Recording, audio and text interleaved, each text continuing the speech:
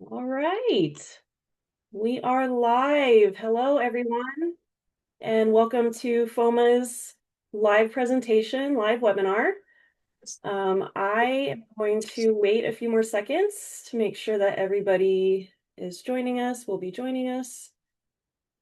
And if we could have everyone mute their video and audio for me, that would be great. If you wouldn't mind, thank you. Let's see. Hello, hello, welcome in, everyone. We're just waiting for a few more moments to have everybody here. Looks like we're getting there. Please feel free to introduce yourself in the chat. We love to know where you're coming from, which organization you're affiliated with, what's interested you most about joining this webinar. That'd be really fantastic if you'd like to do that. And we're just waiting for a few more people.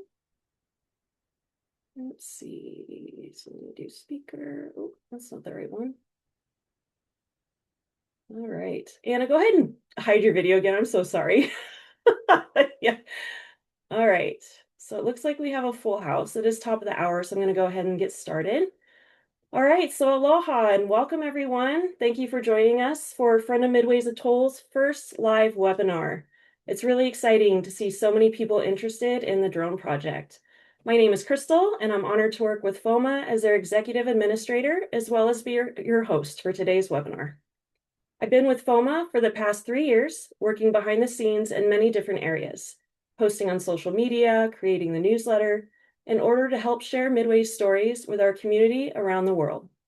It's truly been a privilege to help keep Midway accessible through photos, videos, and storytelling. Before we begin, I'd like to share a bit about who we are. Friends of Midway Atoll, or FOMA, is a nonprofit organization founded in 1999. Dedicated to conserving, protecting, and restoring the extraordinary natural, historical, and cultural legacy of Midway Atoll, also known by its Hawaiian name, Kuaihelani, meaning backbone of the heavens. Through collaboration and storytelling, we work to grow global awareness of this special place and support those who care for it every day. And so a little bit of Zoom housekeeping before moving on. You should see a Q&A button at the bottom of your screen. Please make sure to add your questions there. There is a fun feature to upvote questions you're interested in, which helps eliminate duplicate questions and shows us popularity of each one. If you do not see the Q&A button, please submit your questions in the main chat. For any technical issues, send a direct message to either myself or my co-host Keely. I also kindly ask that your video and audio remains muted during the entirety of this presentation. So as I mentioned earlier, I do want to take a moment to introduce our behind-the-scenes co-host, Keely Martin. Keely previously spent 6 months on Midway Atoll as a volunteer with the U.S. Fish and Wildlife Service. She recently relocated to Oahu from Hawaii Island to start a restorative aquaculture program focused on cultivating native Hawaiian seaweeds as a limu aquaculture specialist. Since her time on Midway over the past year, she's been an incredible volunteer for FOMA, and we are so very grateful to have her continued support.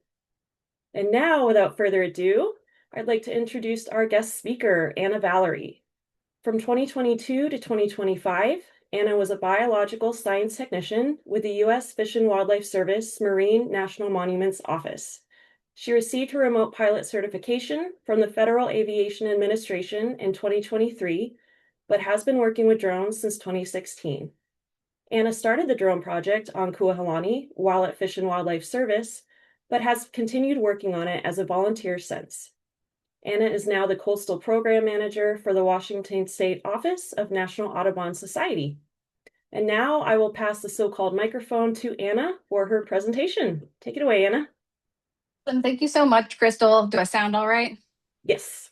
Awesome. All right, cool. Hi, everybody. And thank you so much for joining FOMA for this webinar, the drone project on Kuaihelani. I'm really excited to share this project overview and kind of a current status of the project, as well as have an opportunity to answer any of your questions you may have about the research at the end of it.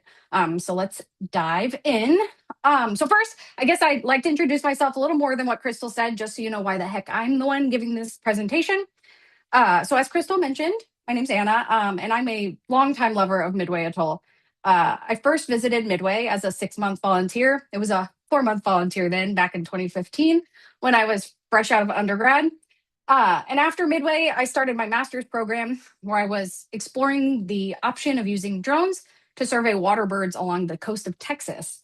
It was the early days of drones and wildlife monitoring, and I've really kind of stuck with it since. I've also continued to work in coastal avian conservation and have kept up with the use of novel techniques for monitoring coastal water birds, including drones and now machine learning to analyze that drone imagery. And this project's really been a long time coming. I worked for U.S. Fish and Wildlife Services, Marine National Monuments of the Pacific's biology team for several years, up until about a year ago. And during my time, I pitched this project and we got started with it. And despite no longer working for Fish and Wildlife Service, I'm really excited to be able to continue to work on this project whenever I can. But I'm definitely not the only person behind this work, just kind of the spokesperson right now. So I'd really like to do another big thanks to FOMA for not only hosting this presentation today, but for helping ensure this project continues and for providing really amazing opportunities for me from the time I was just a baby biologist all the way to now. If you aren't already a member of FOMA, you should definitely consider joining. We'll have more information and a link on how to do that at the end of this talk. And another huge thanks goes out to the Marisla Foundation. They supported the 2025 and 2020 to 2026 albatross census and this drone work, along with many of you who donated to FOMA to match that Marisla support. And so you made this project happen in a time of very difficult funding for the biological sciences. I also, of course, want to thank the Fish and Wildlife Service, Pacific Islands Refuges and Monuments Office, the folks ensuring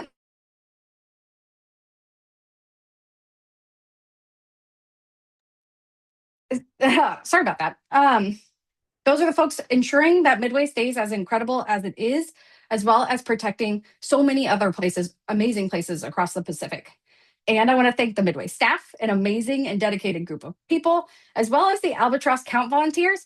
I've gotten to know 2 cohorts of the Albatross Count volunteers through this project, which has really been such a nice benefit of doing this work. And the DOI Office of Aviation Services includes all the folks who ensure that drones and pilots are being used safely. And finally, my friend and colleague, Dan Link, the other pilot and brain behind this work, has been a real force behind it. And we're lucky to have Dan Link here to help with Q&A after this presentation. All right. Why are we? Okay, now let's get into the project. So, as I mentioned, the Fish and Wildlife Pacific Islands Refuges and Monuments Office is responsible for conservation and management of more than 1.1 million square miles, or 750 million acres of lands and waters across the Pacific Ocean. This consists of 22 different national wildlife refuges, 4 marine national monuments, and includes the National Battle Memorial on Midway Atoll. But many of these islands are pretty challenging and expensive to get to, so monitoring and restoration work requires a lot of dedication and, I would say, near constant creativity. And today we're focused on Kuaihelani, or Midway Atoll. As most here know, Midway is found within Papahanaumokuakea Marine National Monument. Papahanaumokuakea is the largest contiguous, fully protected conservation area under the U.S. flag and one of the largest marine conservation areas in the entire world. Papahanaumokuakea is of great importance to Native Hawaiians and is home to 14 million birds, including over 95% of the global population of breeding black-footed and lace-sand albatross. Not to mention so many other amazing species. I put a few of my favorites here on the slide at the bottom. And as I mentioned, working in the Northwest Hawaiian Islands can be incredibly difficult. Access to many of the islands is complicated. Logistics have to take into account the remoteness of the places, biosecurity measures to ensure the protection of the habitats, and respect to both the natural and cultural resources that these islands support. And all of this requires really intensive planning and coordination and does end up being quite expensive. But Fish and Wildlife and partners have a responsibility to protect and manage these places and the species that rely on them, which includes monitoring to ensure that things are going well, or to provide consistent information about response needs in times when things are not going so well. But given the number of islands and the vast area they're spread out over and the limited staff available, there are a lot of needs with relatively few resources to meet that demand. And this means that there is a need to explore opportunities for applying new tools and techniques to ensure monitoring continues to inform that conservation across the Northwest Hawaiian Islands and the Pacific. So these are just a couple of pictures from some work we've done. On the right is a satellite-enabled weather station, which was deployed on one of the remote islands that can send regular weather updates across the satellite system so we can actually understand how weather is affecting what's going on out there. And then on the left are a couple of photos of things we'll talk about a little bit later in the presentation. So now let's think, so basically we'll start with why drones. I bet that most here know generally like why drones are such a cool tool for doing this kind of work. But drones are really one of the tools that has allowed biologists to collect more information with less over the last 15 or so years. In studies conducted across the globe, drones have been found to not only provide monitoring information much faster than some traditional survey methods, but they often result in more accurate counts, less disturbance, and provide additional information they may not otherwise be collectible. And seabird colonies are one of the applications of drone technology that have really been the most successful. They've been used to monitor gulls, terns, pelicans, penguins, and more, all with really promising results. And so here's a couple images from some papers going all the way back to 2012, where drones were used to help monitor difficult to access bird colonies. And drone imagery taken at these colonies is not just useful for improving counts, but it can also serve as an additional source of information. You can look at things like habitat associations. Maybe there's questions that pop up about other species of interest. You can look at vegetation coverage, and you can look at basically so much more.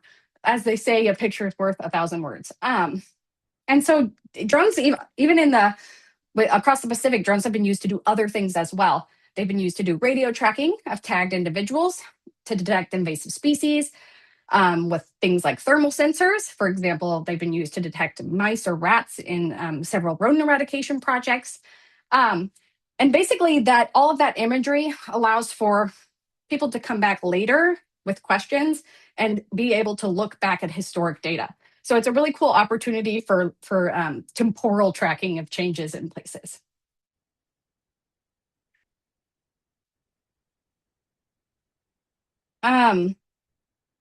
That being said, there are truly plenty of considerations that need to be taken into account before diving right into the use of drones for wildlife monitoring. There are the certifications like the Federal Aviation Administration's Part 107 certification for drone pilots.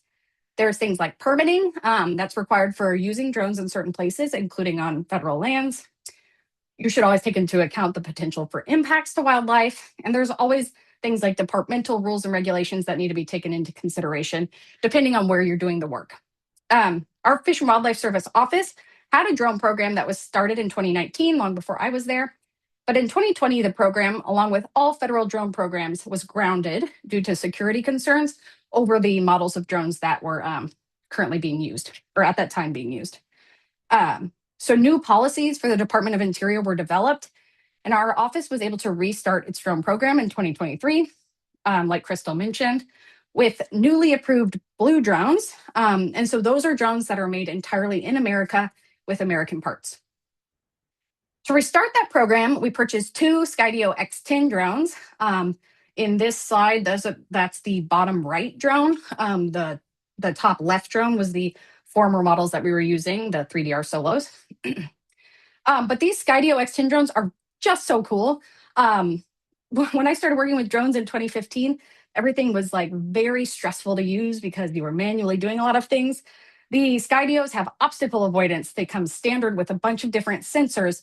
They basically do in fact fly themselves.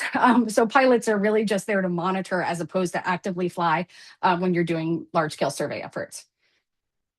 But with these new drones, we wanted to start determining how best to use them for addressing the monitoring needs of the monument.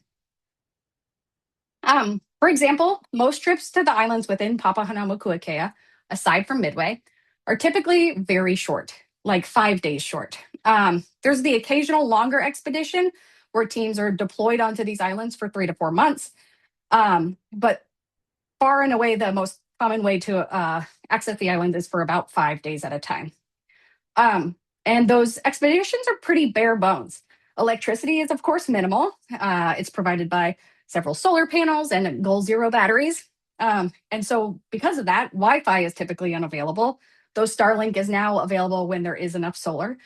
And tools and materials for repairs are only what you brought with you. So, if you forgot something, you really forgot it. There's no Amazon. And not to mention, ship travel really limits the number of people who can go on these expeditions. There's only so many berths available on each of the ships. Um, and so just an example of kind of the remoteness, this is a photo of a summer field camp on Kamole or Laysan. This is one of the longer stints, the 3 to 4 month stints, but it shows kind of what to expect on a remote island. Um, you these types of But because of this, these types of expeditions are quite literally what we could really use drone technology for. When you only have a few days and you want to collect as much information as possible, drones are the technology. That being said, these short expeditions do not lend themselves to testing things out or ironing out any of the kinks. Which is why we decided to focus our efforts to develop methods for using drones to monitoring Northwest Hawaiian Island seabirds on Midway. So Midway is much more readily accessible for staff and select volunteers than the other islands, thanks to small biweekly plane travel to Midway, as opposed to ship travel to all of the other islands. Midway also has several of the amazing luxuries like electricity and Wi-Fi, not to mention showers and all that kind of good stuff. And trips to Midway can also be longer than 5 days, allowing for much more ample time to gather enough data to test methods like this out. And finally, Midway has one really amazing key feature that made us excited about doing this project there. It has the data from the annual albatross census. And that data allows for a direct comparison of methods informing how well new technologies do in these different habitats.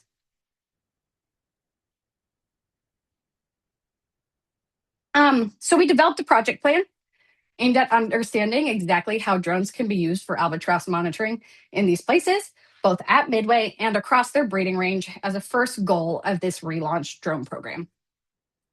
And our primary question seems pretty easy, right? It's can drones and AI be used to monitor albatross populations effectively? Though this seems straightforward at first, we quickly realized there were several critical sub-goals to be considered, including understanding if there is any disturbance these new tools may have on the species found on these islands. So before developing new methods, it's critical to ensure that you aren't having any serious negative effects on the species of interest. And that was one of our goals, was to understand if this technology did. And we wanted to ensure that we're not changing methods out of the blue and that new technologies, data from new technologies can be easily comparable to the historic counts that have been going on at Midway for over 30 years. But even that isn't so easy.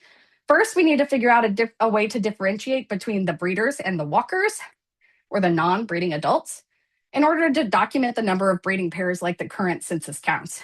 So we need to determine, can you actually figure out breeders versus walkers or breeders versus non-breeders? We also need to figure out how different vegetation types can affect the detection of birds in the drone imagery. And then we also really need to understand how applying machine learning or AI tools can affect the results of these processes. So what ended up as a relatively simple question quickly became a little more complicated.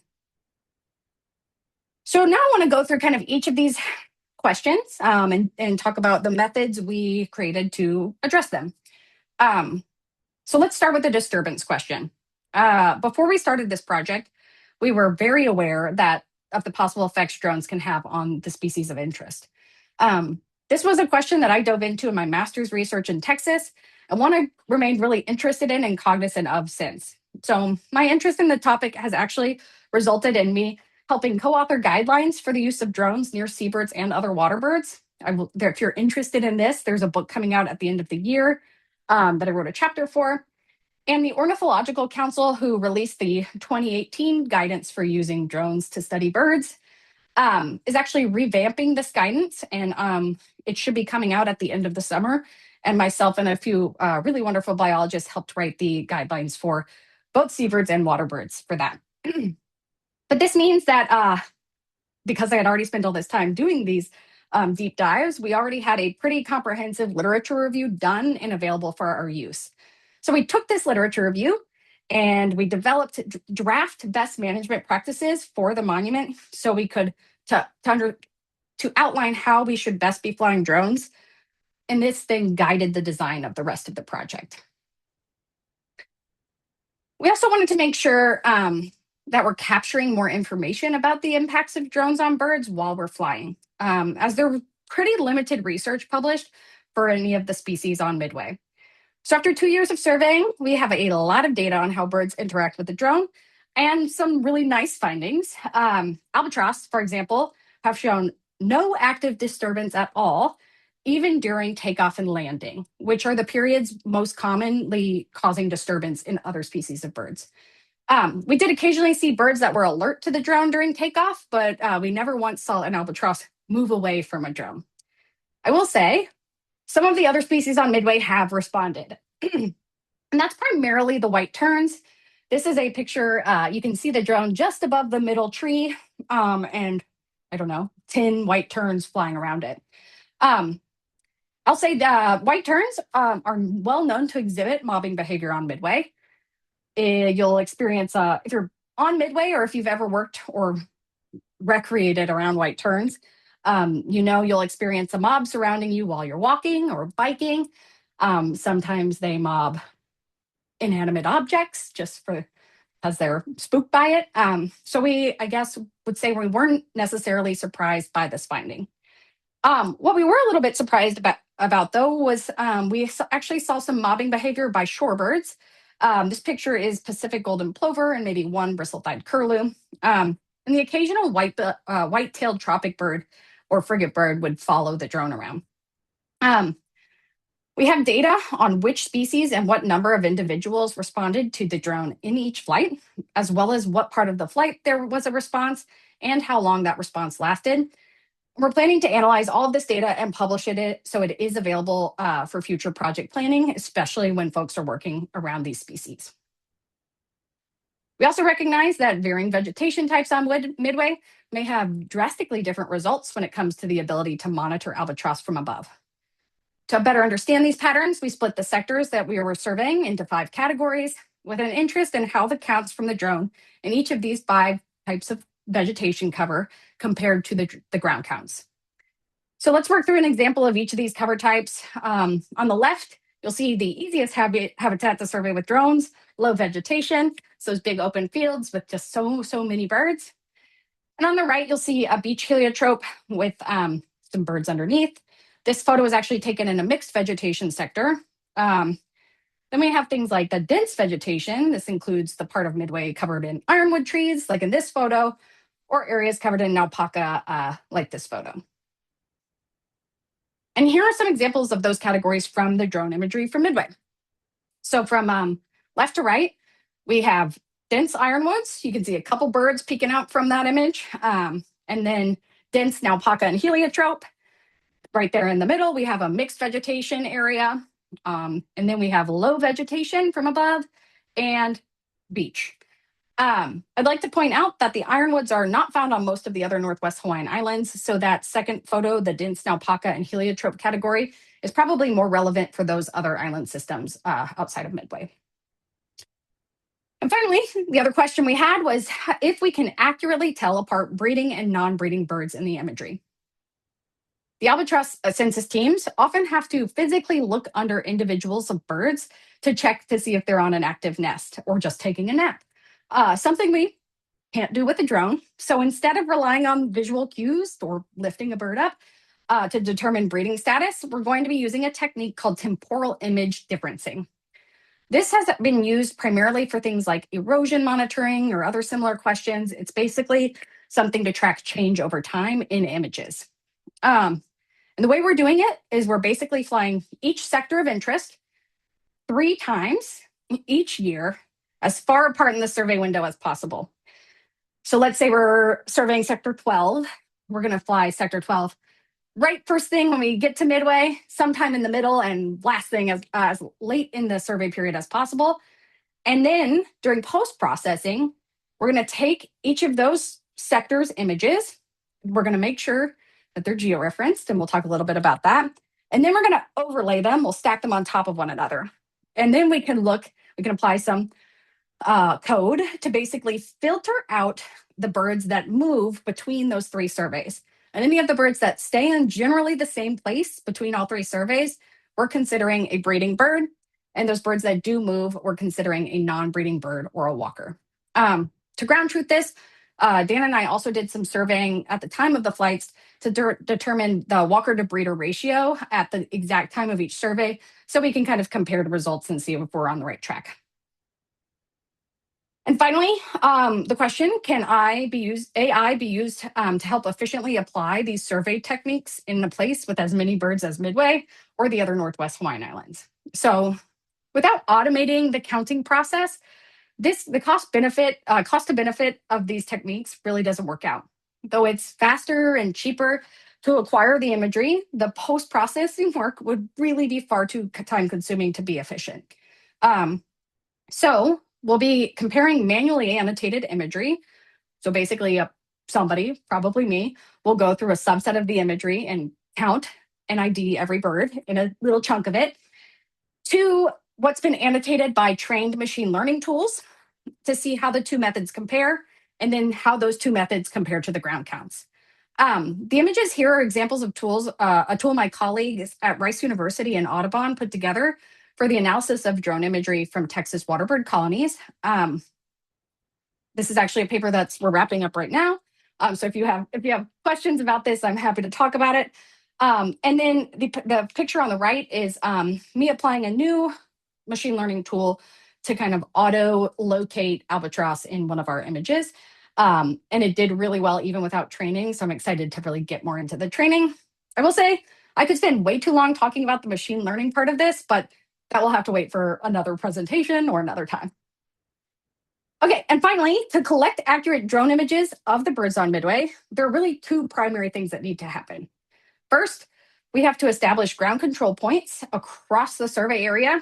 These points allow us to accurately georeference the images when we post-process them. This basically is a method for making sure locations are matched to the pictures. And this allows for accurate locations of the birds to be available in the images, and kind of feeds into that process of figuring out breeders versus walkers. So this is a photo of Dan holding the high accuracy GPS unit at one of our ground control points. And then the easy part is we fly. To fly the drones, you need two people. First, a certified pilot. To fly the drones we're using, pilots must both have the FAA Part 107 drone pilot certification, as well as go through a specialized Department of Interior training for each drone platform they'll be using. The DOI certification is a full week of training at a minimum, more if you're flying different types of drones. So it is kind of a big lift, but it is to make sure that drones are being used safely and effectively. The second person on this team is the visual observer. Their role is to keep an eye on the drone throughout the entire flight while the pilot is looking at the controller, as well as document any disturbance. So once staff have the training, the flying is pretty simple. New drones can be pre-programmed with survey areas. They have obstacle avoidance and are generally, again, very easy to use. You can see the pre-programmed flight there on the photo in the left. And then we surveyed a subset of the Midway sectors. We survey a total of 15 sectors representing each of the vegetation classes 3 times each time we go out to Midway, so once a year. And depending on the size of the sector, each one can take about 25 minutes or 1 battery, up to about an hour or about 3 batteries to cover. So now the exciting part is the post-processing. I'm not sure everybody thinks this is the exciting part, but maybe I'll convince you it is the exciting part. So step 1 is to create an orthomosaic. And an orthomosaic is basically just a giant image made up of many, many small images stitched together. there are tools that help do this kind of processing. And so here's an example of an orthomosaic created above the sector that includes Charlie Barracks there in the middle and the officers' quarters on Midway. And it's pretty cool. You can see each of those little dots that are the albatross. And then we can use those ground control points that I mentioned to ensure that those newly created orthomosaics are fully geo-referenced. You can see here that the sector boundaries pretty well line up between this drone survey imagery and the satellite imagery underneath. This part is one of the more time-consuming parts and the part in the process we're currently working through. This is made especially time-consuming because we have 3 surveys for each sector for each year, and those 3 surveys have to be perfectly aligned to make that step possible. And so steps 2 and 3 are to annotate the imagery and train the computer to do the annotation for you. So in this step, we annotate images. And what annotate means is somebody manually goes through and locates birds in an image and identifies them to species. We use a tool called Label Studio, which is an open source tool specifically designed for machine learning projects. And we're going to draw boxes or masks around the subset of birds in the imagery. And then these annotations are used to train machine learning tools. We'll use already developed tools, architectures is what they're called, and we'll train it with our images to automate both the localization and identification of each visible bird in the imagery. I mentioned this earlier. We'll also be annotating a few areas entirely manually and using the machine learning tools to validate how well the trained tools work. It's a time-consuming process, but really a critical one for ensuring we know how these methods will compare to ground counts in the future. And step 4, locating the breeders. Once we have those overlapping images for each sector survey and the locations and identifications for each visible bird in the imagery, we can use that temporal image differencing process to automatically filter out birds that moved or left the frame between the surveys. Again, this hasn't been done before, especially in this context. So this is the part of the project that really is experimental and will require building on some amazing work from other scientists and studies. So it is one that we're actively diving into right now. And finally, we'll take all of that information and analyze to be looking at how counts compared between the different methods, what the detection rates are in different vegetation types, to understand AI performance metrics. And just for fun, AI performance metrics are typically shared in these things called confusion matrices. They're on the right. And kind of look into the development of potential correlation coefficients, taking all of these other details into account. And all of this will together help us understand how these new methods compared to ground counting and to help develop workflows for applications of these methods, both on Midway as needed, but really at other islands across Papahanaumokuakea and across the Pacific. And looking forward, we have 1 more year of data collection on Midway planned in order to have a robust enough sample size to really inform applications of these new technologies for this effort.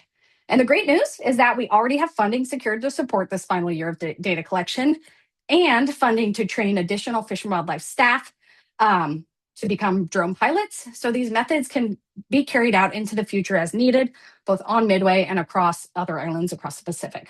The less great news is that because of all the changes and challenges that Fish and Wildlife has faced over the last year, we're a little bit behind on our image processing and therefore on data analysis. So we're really working hard to iron out those image processing kinks. And I will be so excited to share all the results with you as soon as we can, maybe in a future webinar. We'll also be sharing lessons learned and supporting others doing similar work, building a community of practice and methods for Fish and Wildlife and other agencies and partners, allowing for increased monitoring of the most critical places and species. And these lessons learned, including those lessons collected from the disturbance data, will be used to inform the development of that final best management practices for the monument and really ensuring use of drones within Papahanaumokuakea and anywhere else these species nest is done so with the least amount of disturbance possible. And again, this research is pretty new, especially for the conservation world. Handling such large image sets requires figuring out efficient workflows, which ends up being the less exciting but critical part of the work. I know I'm just really pleased that we've been able to collect the data needed to help drive the applications of these tools to conservation forward and to support the long-term monitoring and management of so many incredible places and species, and really dive into conversations with people who either need these tools or who are trying to do similar work in other applications. There's a couple great groups of people supporting one another as we all try and figure this out. And finally, just a note that AI is changing fast. I'm sure everybody here knows that. So this is kind of a funny take on that. For those of you who know former longtime supervisory wildlife biologist on Midway, John Plisner, Dan Link and I made a John Plisner image during the 24-25 field season. And then in the 25-26 field season, use the exact same tool and exact same prompt. And that's what you're seeing here, the 2024 to the 2025. So in just a year, you can see how much better that side of AI has gotten. And in this field, the tools that I helped develop 3 years ago for bird colony monitoring in Texas are already being outperformed by newer models, even when those newer models haven't been trained on our imagery.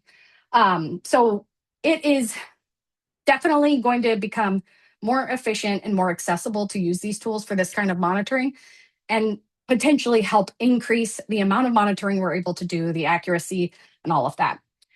So really my goal is to continue to stay on top of these advancements in these types of technologies to really ensure that we're taking advantage of the best available tools to support science-backed conservation of places like Midway Atoll in a time where we need to take advantage of as many resources as we possibly can. And with that, I'd like to thank you all so much for taking time out of your Sunday to learn more about this work. If this work interested or inspired you, I would say definitely sign up for Friends of Midway Atoll's newsletter, or even better, become a member following the link at the QR code here. FOMA has been a huge supporter of so many early career scientists, including myself and Keely here on the call. And they make sure important work happening at Midway continues. So at this point, I will happily take any questions. And my email address is here in case you all have other questions in the future. I could send you some code to play around with if you have drone images you want to run through. So please feel free to keep in touch. Yeah, thank you, Anna, so much. That was really great. I hope everyone enjoyed it as much as I did. As Anna had said, we are asking if you guys would like to sign up for our newsletter. I do have a poll I'm going to launch as well before we do start our Q&A. This is to try to get an idea of what everyone is interested in for future webinar topics with FOMA. We do plan on having these hopefully more than once a year. This is our very first one, so we are going to hopefully have more, but we also have an option to sign up for our newsletter as well. It's completely free and it's sent out at the end of each month through email. And there will also be an automated email sent to you all from Zoom tomorrow with the recording, Anna's email address, and also other ways to stay connected. And so for the Q&A, Anna, you did a great presentation on time. Yeah, your time management was wonderful. It looks like it's just 40 minutes past the hour. So we're going to take some questions from Q&A and from chat. Before we take questions, though, we do have a special guest appearance who showed up. Dan Link, he is the second drone operator. And why don't you go ahead and give a quick introduction of yourself, Dan, before we jump into questions? Oh, sorry, Dan, you're muted. Yeah. Can you unmute yourself? Maybe I have to do it. Yeah, it is. Yeah, I have to unmute him somewhere. Sorry about this, folks. Just unmute. There we go.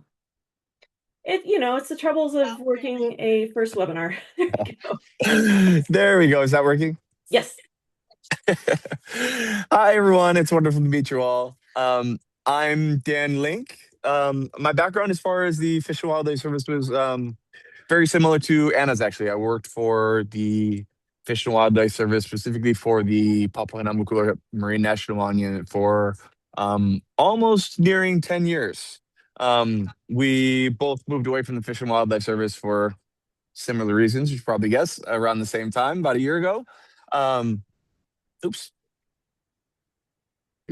Oh, there you are. Am I still there? Yes. Sorry about that. But we were both very passionate about this project and wanted to continue it. First of all, I want to give all kudos to Anna. Anna is the main leader of this project, and the work she's doing is absolutely inspiring. Um, I am also a trained drone pilot, and have loved working with Anna in developing and executing this project. Um, Let me see what else I can say. Anna really hit all of the marks. I'll help in the Q&A a bit, but yeah, this project has been, um, when we first started imagining it and we first started proposing it, I think it was a little difficult to um, help people understand why it was more difficult than just, oh, you're just gonna fly the drone around and then stitch the images together and then count the birds. Easy, right? But for all the reasons Anna explained, it's so much more complex of a project, especially with the rapid development of AI, and because all of these problems, as Anna mentioned, all of these problems with, especially with data processing and image processing that we're trying to solve are, I shouldn't say all, but the vast majority are very novel, especially for government systems, things like that.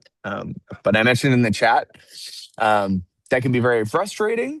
Often we're like, I wish we didn't have to figure everything out new, all these new ways to do things. But also very inspiring because figuring these things out not only have implications for this project, but have this project and figuring out these methods and figuring out all of these kinks and these problems we're working through have um, massive implications for all kinds of projects across remote islands and bird monitoring, and even I think John Snyderman mentioned in the chat, drones can be used for a million other things like vegetation mapping, monk seal monitoring, et cetera, et cetera, et cetera. But Yeah, anyway, that was a long actually, introduction, so I'll leave it yeah. there. But I was I'd gonna be say, happy Dan, to jump into the Q&A. we actually had a question about that in a similar situation. So at least it looks like two different questions. So how difficult would it be to use similar methodologies for turtle, monk seal, or other animals in the PN National Monument?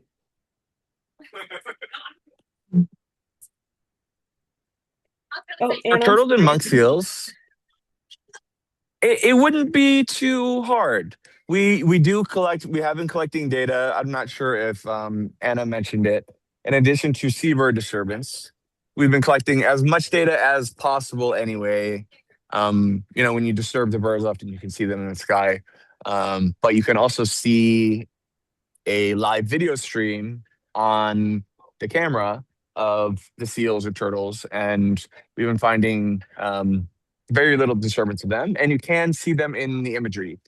Um, you know, I had I there are a lot of people. If there's a couple of John Schneidermans out there. If this is the one, the one I'm thinking of, he has a lot more experience working with monk seals than I do in Papua New Guinea. But I recall one time I was with a videographer out there on Turn Island in Papua New Guinea in Lalo, and as part of my just random data collection, I was counting all of the turtles on one of the beaches, and I'm gonna make up these numbers here, but I counted something like 32, and I thought I had gotten a pretty good count. And then I looked at the drone imagery that this girl had taken, and you could see us standing there in the drone imagery while I was counting. And I looked at the drone imagery and counted something like 56. Like I could not believe how inaccurate I was. Obviously, you're going to have similar problems, especially with monk seals. Of Sometimes they're hidden under vegetation and things like that. So you might miss those that you wouldn't miss with manual counts. But there are complex ways to come up with correlation coefficients and that kind of thing to be able to have a rough idea of how many you might be missing. So that's a long answer, but basically, yes, I think you'll be able to use it for those things. I saw a separate question, if you don't mind, about um, invasive species monitoring as far as vegetation. Um, there is a lot of potential there as well. satellite imagery is already be used. It's already being used to detect an invasive species of red algae, or we're calling it has invasive tendencies. We're calling it. It's complicated.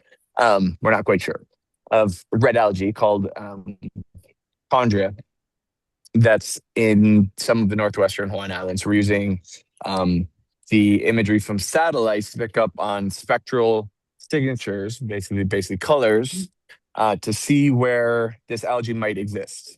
Um, but anyway, there's a lot of technology being able to map vegetation on many of these islands. What's a little bit more difficult, for example, like on the island of Nihoa, trying to eradicate invasive grass sancris. Um, and it's in very, at this point, the eradication is going on for a while. It's in very, very low abundance. So detecting things that are like a small plant that's in extremely low abundance with a drone when it could easily be hiding under something else, very difficult. Um, and I'm not sure drones probably won't have all the answers there. But as far as like general vegetation mapping, like larger scale things, lots of potential. Awesome. Thank you, Dan. And I'll just chime in on Go for ahead. as far as the machine learning component goes for like turtles and monk seals, for example, this is a area that is being I guess, pushed forward from, especially with pinnipeds. And there's even a project that I'm chatting with folks on about using satellite imagery to count pinnipeds. So we're getting to the point now where things like that will be the easy part, which will be exciting. Nice. Awesome. So yeah, we have quite a few more questions. It looks like the first one that I saw was regarding how have the bird counts increased or decreased over the years? And I'm fairly certain that, as far as what I remember, they kind of go up and down with the years. So it's not a constant up and it's not a constant down, but I'll let you guys answer that. Yeah. The specifically for laysan, and I don't know if the pattern is the same for black-footed. I don't think it is.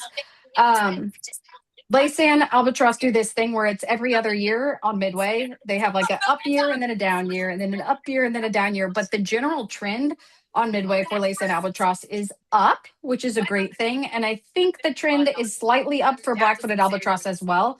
That data I think is available online.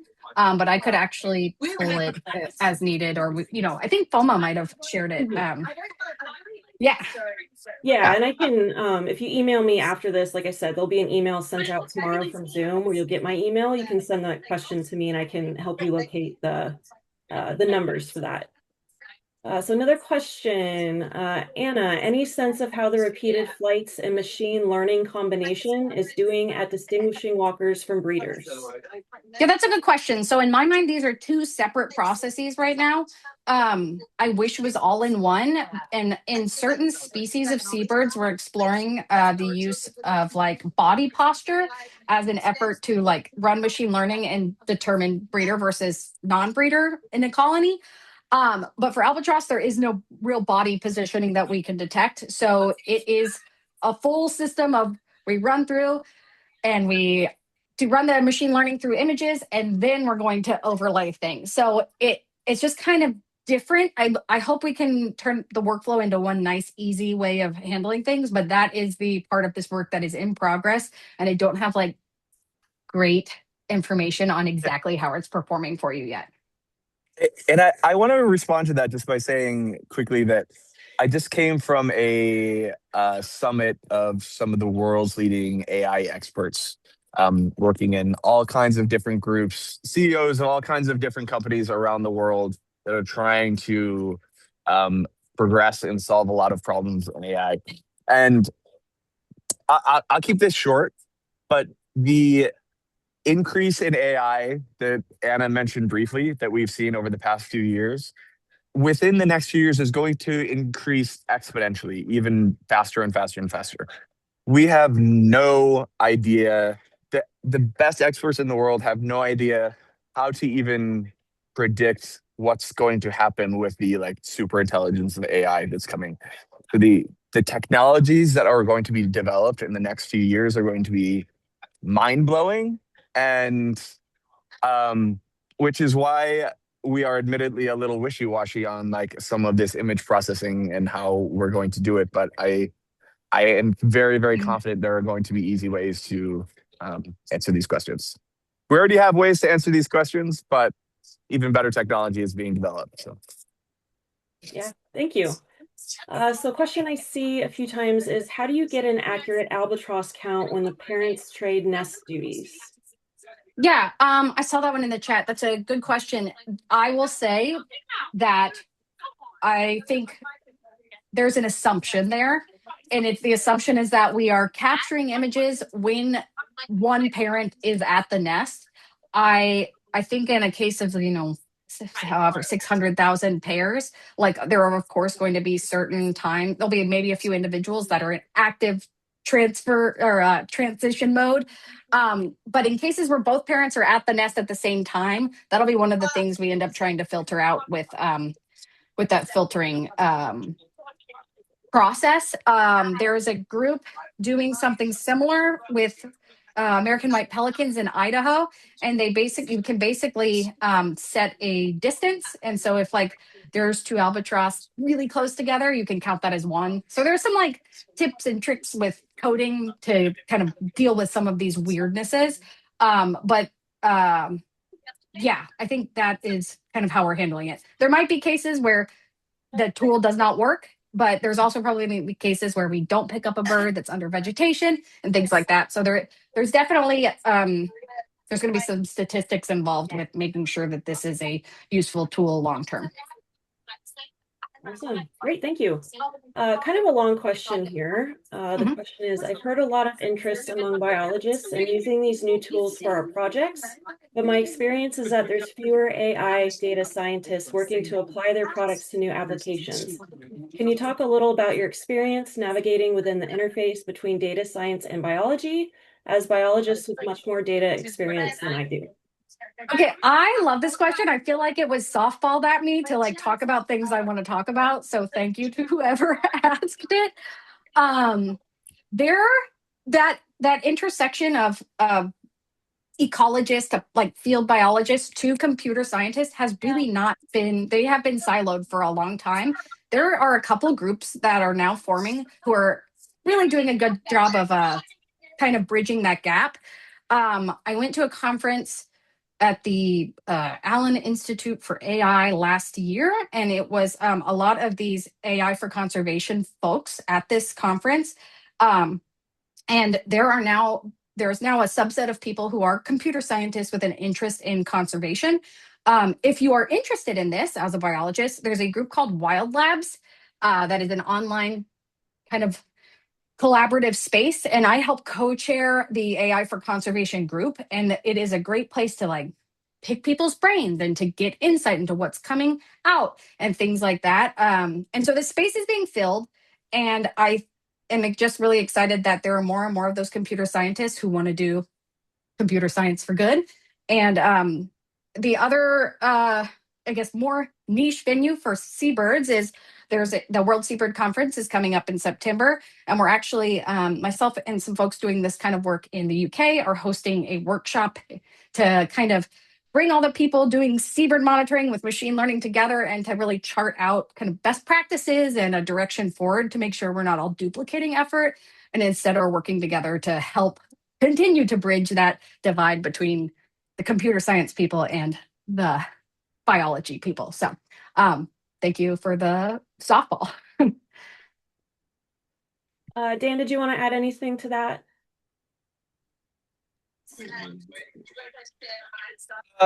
No, that was perfectly said. That was perfectly said. Awesome. I've been asking. I was at that AI conference recently, asking a lot of questions. It was for a, sorry, long story short. It was for a venture capital fund that focused on AI and AI safety and AI growth. So a lot of very intelligent people there with insanely innovative ideas. And I had a lot of conversations at the end with how do we bridge this gap between the conservation community, at least in the government, that admittedly is quite far behind in its use of AI. Anna is a big exception here in moving it forward.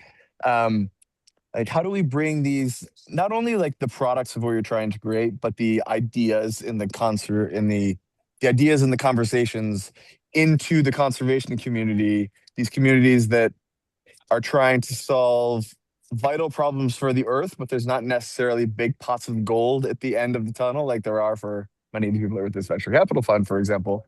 Um, and came up with a lot of interesting ideas, um, including many of which Anna already described. Some of the groups that are forming, talking about doing more panels, and what was the other thing I was going to mention?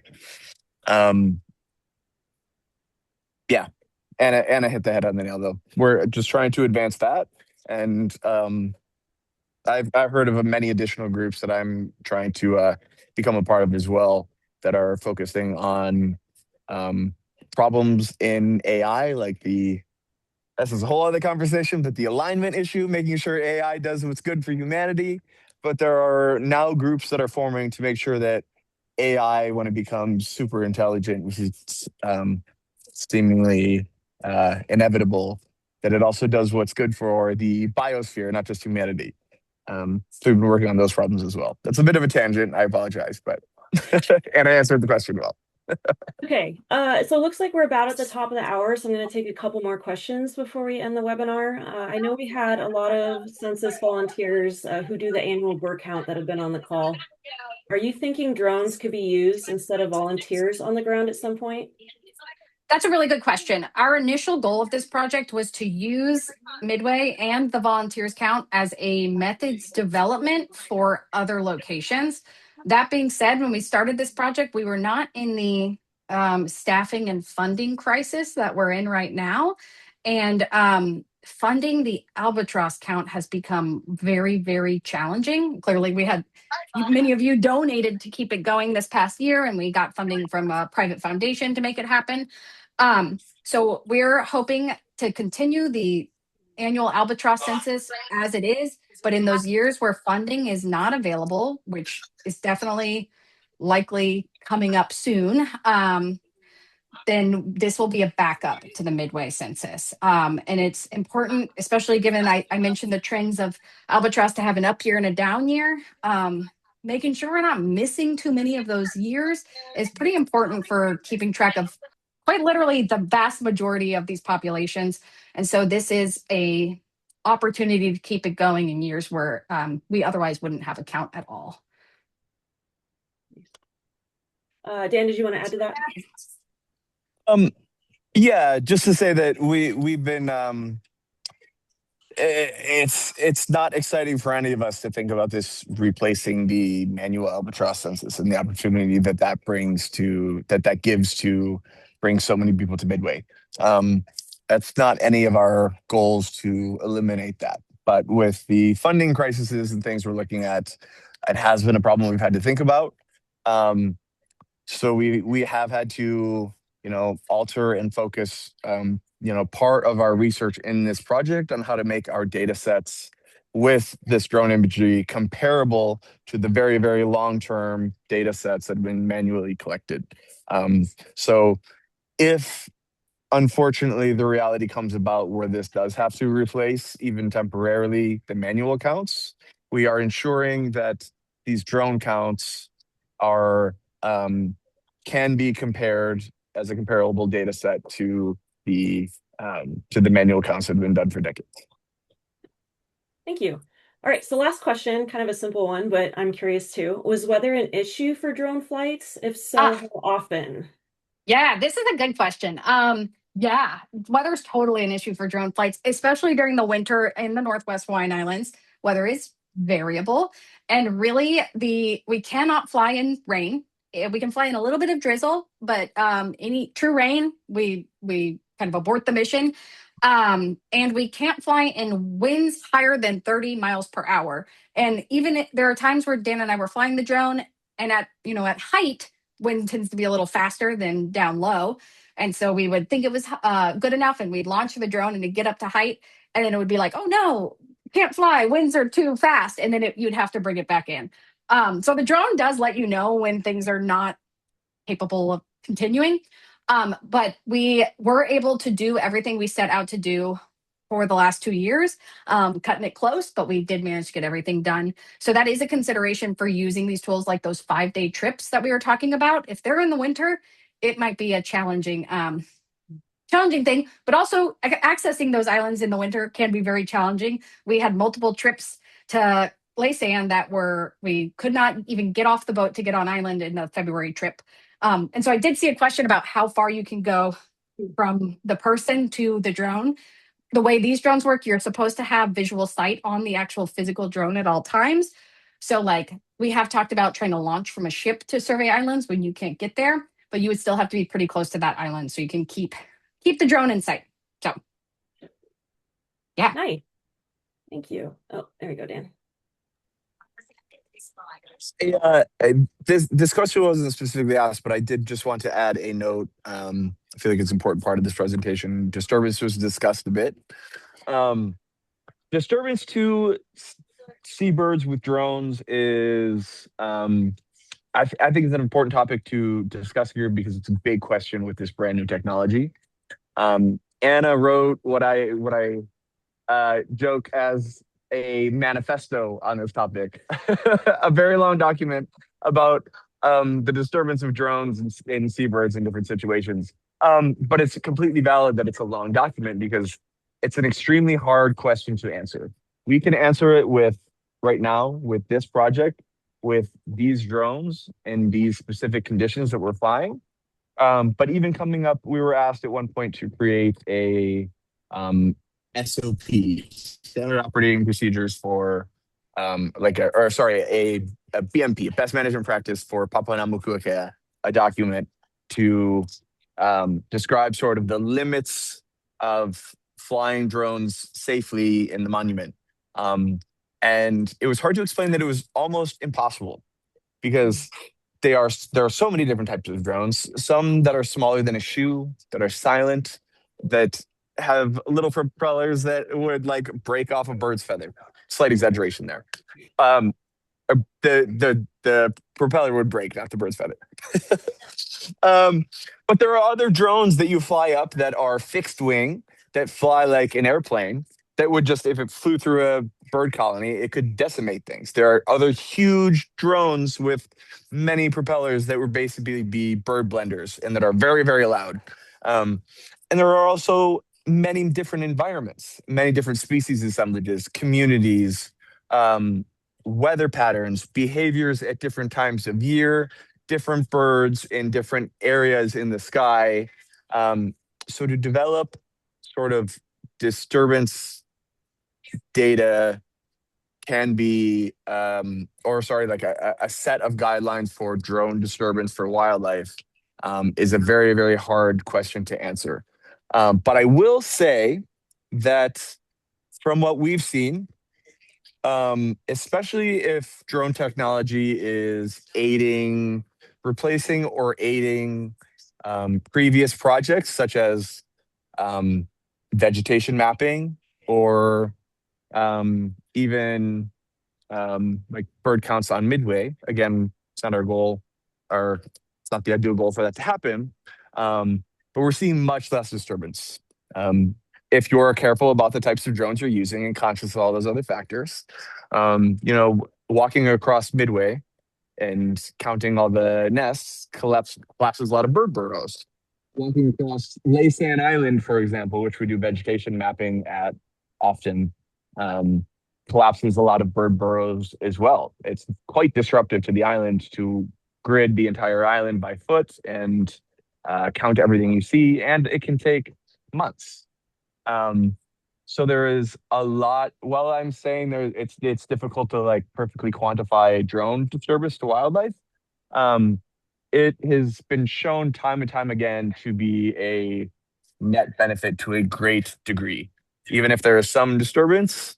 I'm making generalizations here. There are a lot of different situations, but in the vast majority of situations that I've seen, it has greatly reduced disturbance and been quite effective at increasing efficiency. Nice. Thank you, Dan. Thanks, Anna. So we are, like I said, at the top of the hour. So any other questions that you have, Anna's email will be in that Zoom email coming out tomorrow. It's an automated email that will be sent out. So please, if we didn't get to your question, you have more questions, Anna, I'm going to say it for you. She's very happy to answer any questions that you have. Just give her, be patient. She is doing other work, so it might take her a little bit to respond to you, but she will. Yeah, so mahalo again to Anna, your time for your presentation, Keely as my co-host, and literally all of you for joining us today. You are part of making history for FOMA for our first live webinar, and had a little kinks, little bumps in the road, but we got it to work, and I think everyone really enjoyed it. So again, thank you everyone for being here, and take care. All right, bye. Bye. Thanks, everybody.